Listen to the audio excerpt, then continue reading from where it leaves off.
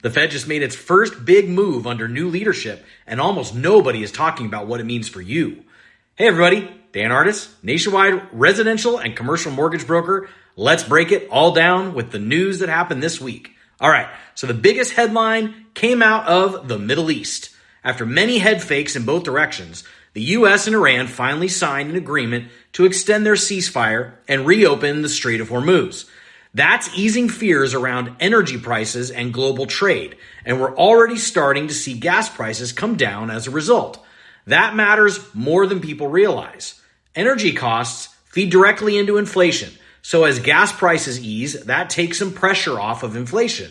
And less inflation pressure is exactly what the Fed needs to see before it starts cutting rates, which eventually works its way down to your mortgage rate too.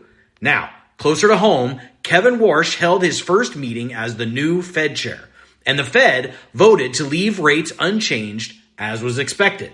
Now, remember that the Fed doesn't set mortgage rates directly, but their moves ripple through the borrowing environment as a whole.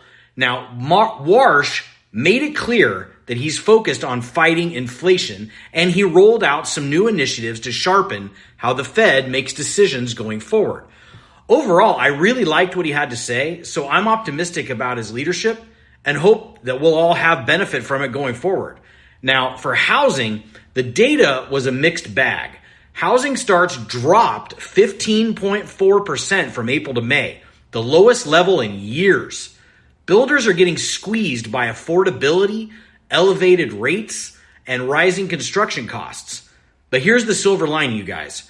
Pending home sales jumped 3.8% in May, the fourth month in a row of gains, and that beat expectations.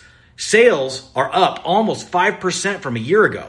Buyers are still showing up, and retail sales rose 0.9% in May, well above forecasts, and people are still spending. So, here's the bottom line. Gas prices are easing, the Fed is staying steady, new construction is slowing, but resale demand is picking up. It's a lot of moving parts, but that's exactly why I break it down for you.